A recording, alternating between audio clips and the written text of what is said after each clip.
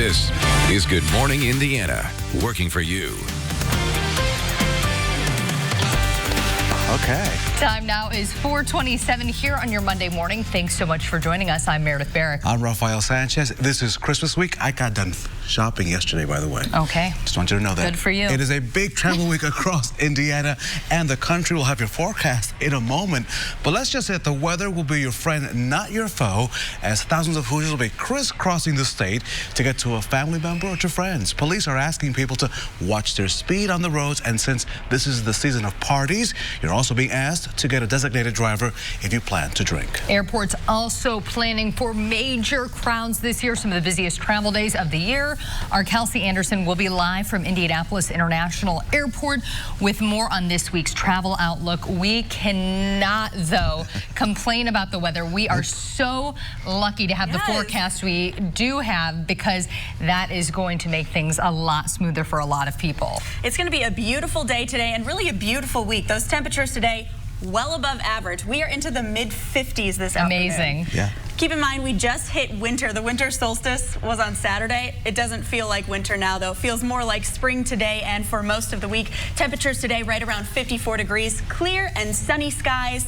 Well above average, light winds. We're going to stay this way for most of the week. Our next chance of rain does not come until next weekend, so we are in good shape well through the holiday. All right, and lots of melt going on out there. So by Christmas, I don't think we'll have any snow on the ground. I don't think so. All right, Alyssa, thank you. We have a consumer alert for you this morning. Involving some 600,000 Ford vehicles. The automaker says this impacts certain models of the Fusion, the Mercury Milan, and the Lincoln MKZ. Now, Ford points to at least 15 accidents which happened because, they say, of this defect. Now, in some affected vehicles, a normally closed valve inside the hydraulic control unit may stick open, and so Ford says that could increase the risk of a crash.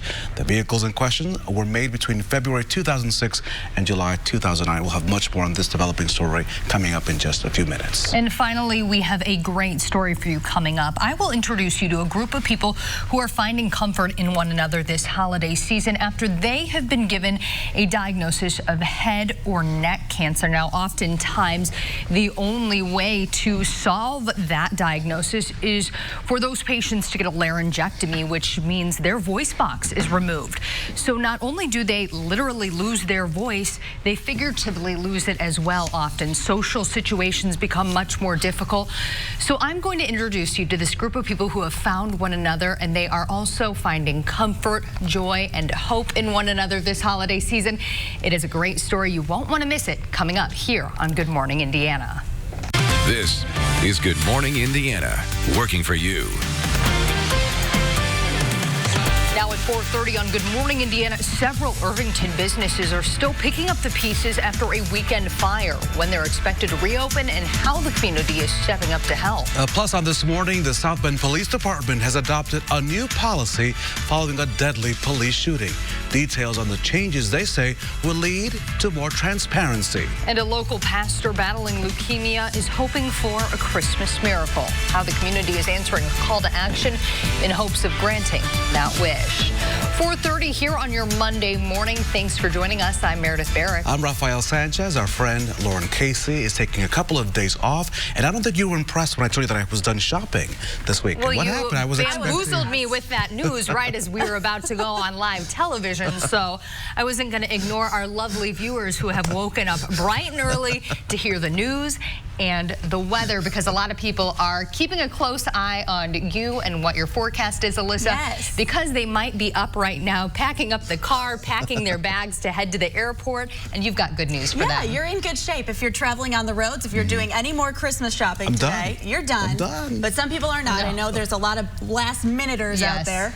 It's going to be a great day to get all of those things done. Temperatures starting in the 20s and 30s this morning. 30 degrees in Indianapolis right now, 34 in Muncie, so not nearly as cold as we've seen it the past couple days. As we head through the day, we are going to see plenty of sunshine. What's going on is we have high pressure in control. We have this low pressure system just to the south of us, so if you are traveling by air to Florida or any of those southern counties or southern states rather, you might encounter some issues or some delays, but most of us are going to be into the clear, especially if you are just traveling on the roads today or tomorrow for the holiday. You can see clear skies right now, and it's going to stay that way throughout our Monday. We're going to see plenty of sunshine until the evening. That's when we see a lot of cloud coverage move in, and we are going to start Tuesday with fog and clouds. But today we are going to see a beautiful day. Temperatures starting in the 30s. We're climbing into the mid-50s this afternoon. I'll have details on your Christmas Day forecast coming up. Elizabeth, thank you so much. At 4:32, good morning to Anderson, Fishers, and Greenwood. As we take a look at your INDOT camera right now, we are monitoring a situation on the south of Indianapolis. This is I-65 at County Line Road. You can see there are a number of flashing lights with the reports of some sort of accidents. We're waiting to get some details. Of course, as you can see, traffic is quite heavy this morning as we're expecting a lot more people on the roads for the next couple of days because of the Christmas week holiday. We'll keep an eye on this traffic situation there on the off-ramp to see exactly what's happening. As soon as we get that, we'll bring that to you. We're also monitoring the situation at I-465 at US 36 on the west side near State Road 67. As you can see, traffic is quite heavy considering this part of the day when usually we see maybe one or two vehicles. You can see by the lights there that the traffic is heavy as people are heading off to family, friends on this holiday weekend. This morning, some Irvington businesses still picking up the pieces after a fire ripped through a busy strip mall along Washington Street. This all happened around 8:30 Saturday morning. Fire department officials say around 20% of the strip mall was damaged, the worst happening inside Black Acre Brewing. At least two other businesses, Guitar Town and Black Sheep Gifts, were also affected. The back of the house is pretty much destroyed. Kitchen, office, kind of everything. Hopefully we'll be back up and running on Washington Street in the next couple weeks. The extent of the damage is still being investigated. Black Sheep's main location could be back open by today, just in time for a last-minute late-night shopping event. Black Acre could take a little longer, but they are hosting events in their beer garden on Bonner Avenue. Several local businesses have offered to carry their beer while they rebuild. The man involved in a standoff in Randolph County this weekend, we're told he's died. State police say that John Restier died at an Indianapolis hospital around 3 p.m. Friday. Officers responded to a home on West Church Street in the town of Lynn on a report of a domestic situation between Restar and his wife. While the officers spoke with his wife, we're told that the man allegedly shot at them. Now, during that standoff, he fired several rounds inside the home. 3 officers were hit by shrapnel, but thankfully their injuries were not life-threatening. SWAT officers entered that home around 8 p.m. and found him unconscious. An autopsy is scheduled to determine the cause of his death.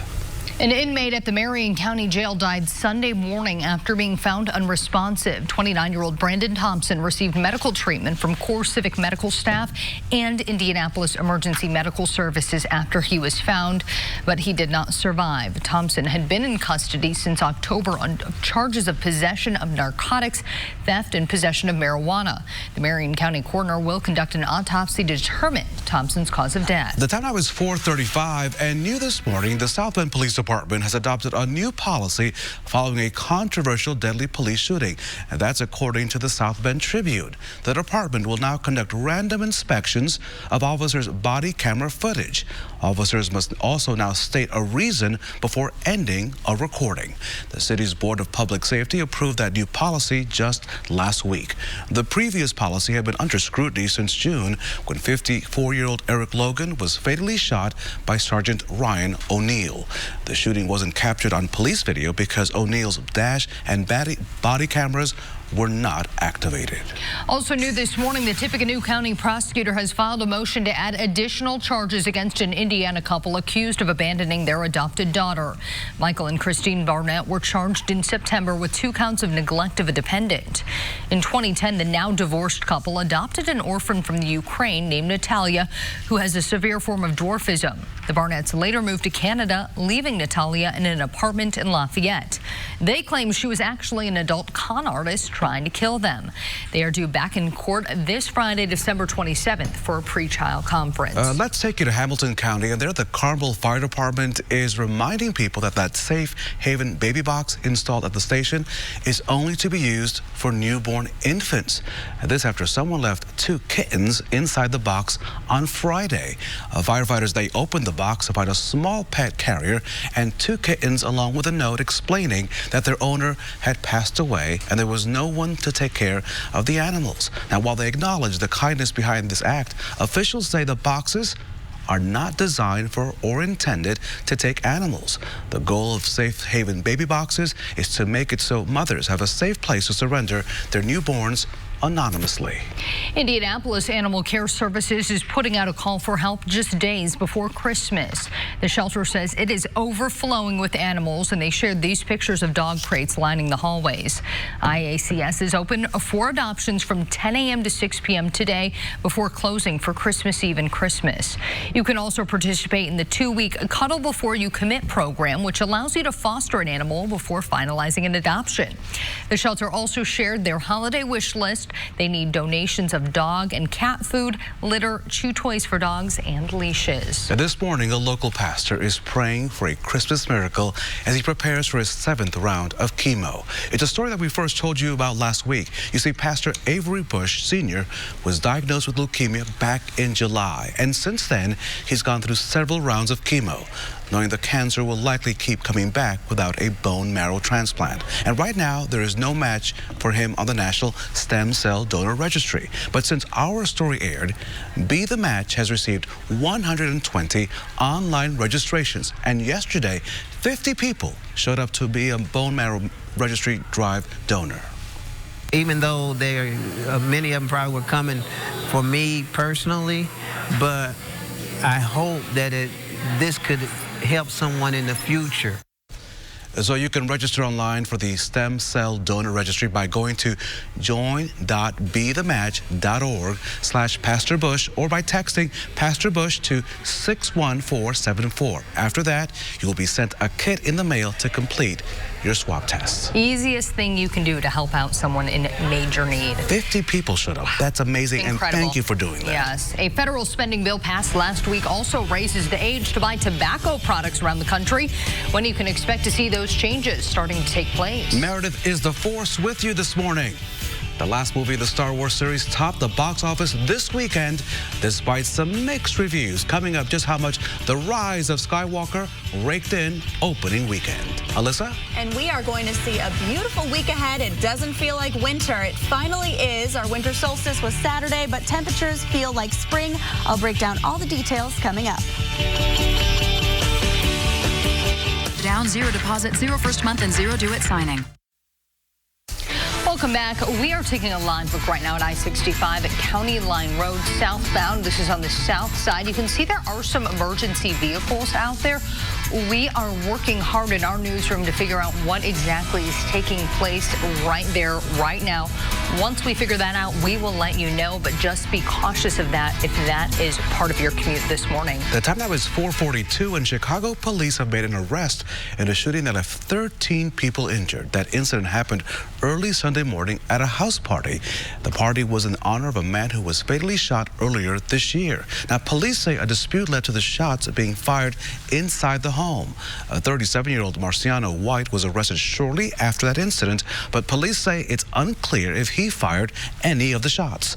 Another person is also in custody, we're told. The victims, they range in age from 16 to 48. 4 of them are in critical condition this morning. The incident is still under investigation, but police say they do not believe the shooting is gang-related.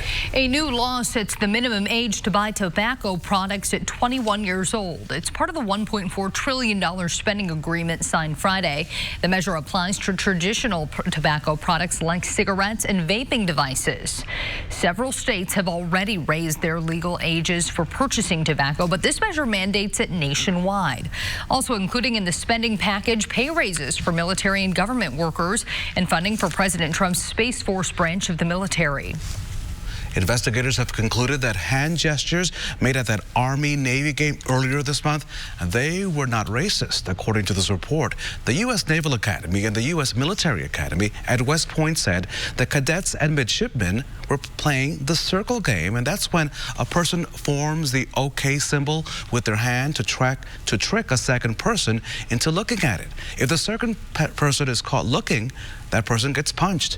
The incident stirred up a lot of controversy online, with some saying those gestures were white power symbols. But the investigation found no evidence of racist intent. Academy officials say the men demonstrated immature behavior that would be appropriately addressed. In Iraq, nearly 500 people have been killed and 27,000 others hurt as anti-government protests continue to grow. Protests erupted in Baghdad and several Shiite provinces in the south back in October.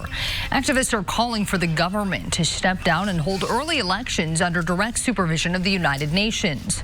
Protesters are angry over unemployment rates, government corruption, and the lack of basic services.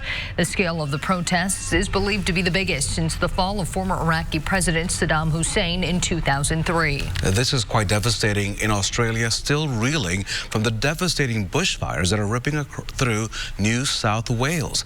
In the town of Balmoral, which is home to about 400 people and 150 properties, at least as you can see, 100 buildings have been destroyed by all of that, those flames. To the north of the town of Blackheath, firefighters were forced to retreat from a wall of flames bearing down on them, as you just saw. One firefighter said the scene was the worst he has seen in nearly 40 years of his career. Officials say over 200 firefighters will be on the ground over the next few days, including on Christmas.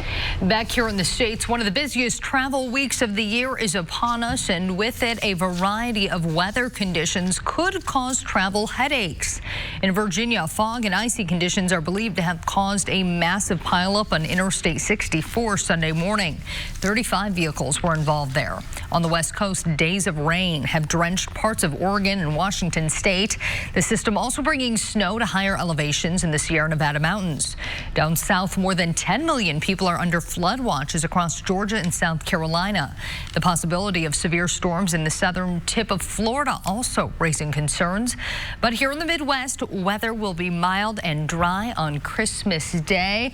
Quite a gift for anyone, Alyssa, especially those who have to travel. That's right. We are in good shape. If you are traveling locally in the Midwest, you are not going to see any problems today or throughout the week. We are well above average with our temperatures. We have high pressure in control today, and throughout much of the week, we have this southerly flow that's helping push in some warmer air. Our Christmas Day forecast is looking great. Not likely it is going to be a white Christmas in terms of any snow falling or snow sticking around on the ground, because a lot of that is melting off. Our next chance of rain is next weekend, so we're going to see a dry week. I want to show you the next 7 days. Our warmest day is going to be 57 degrees, and our coldest day is going to be 45 degrees. Now, keep in mind, our average temperature this time of year is 37 degrees for our daytime high. So even our coldest day is still going to be well above average over the next 7 days. Right now, you can see we have clear skies. You can see from our IMS Pagoda Cam the skyline very well this morning, and that's because of those clear skies we have. 30 degrees right now in Indianapolis. Those winds are currently calm. They're going to stay that way throughout the day. We're just going to see them shift a little bit out of the south-southwest up to 5 to 10 miles per hour, just helping push in that warmer air. Just to the south of us, we have that low pressure system. So if you are traveling down to Florida, you might want to check your flights before you head that direction. But the rest of us in the Midwest and Indianapolis, we have high pressure in control. That's keeping our skies very clear this morning and throughout much of our Monday. The only cloud coverage we'll see is just a little bit up to the northwest here, and then we'll start to see some clouds filter in overnight. We will see some cloud coverage to start our Tuesday morning, and also a little bit of patchy fog tomorrow morning. So as you travel tomorrow, if that's going to be your travel day, just be aware you could encounter some patchy fog for your Tuesday morning travel. Taking a look at that current snow cover, we still have a little bit across central Indiana. A lot of the rest has melted off, but as we head through the week, that is going to be melting off as well. Our temperature highs are going to be well above average. You can see on our map here, today we are going to be very warm. We're staying warm throughout the week before we drop back into the 40s by the weekend. Our next chance of rain comes Friday night and into Saturday with this deep low pressure system. Not going to see snow with this just because we're seeing those very warm temperatures throughout the week and into the weekend. But besides that, we are going to see dry conditions for much of the week until Friday night. Today, 54 degrees for our high, sunny and clear skies, above average with those temperatures, and staying above average this week. 53 tomorrow, 55 on Christmas Day with partly sunny skies, and then the day after, that's going to be our warm day in the forecast. Temperatures into the upper 50s. Liza, thank you so much. We continue to monitor a situation on the south side of Indianapolis. This is on County Line Road. This is I-65 southbound. This is traffic that would be heading towards Franklin, Greenwood, Bartholomew County, in Columbus, and further south. But as you can see there on the off-ramp, some flashing lights, and we're told that a tow truck has arrived. Not sure exactly what's happening there. The good news is, at this point, it is not impacting traffic. And I have to tell you that at 4:49 in the morning, usually we don't see that much traffic along this stretch of road because it's early. We presume that the traffic increases because of the holiday traffic. We'll continue, though, to watch this and monitor this, but at this point, it is not having any major impact on southbound traffic on I-65. Another place we're keeping a close eye on is on the city's west side for folks traveling towards the airport.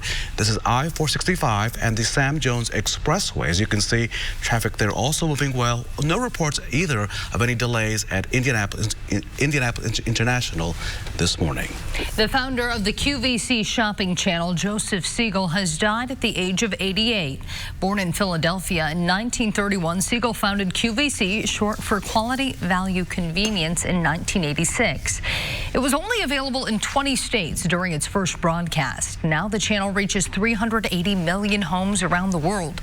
Siegel retired as QVC's chairman in 1993, but continued serving as an advisor until 2013.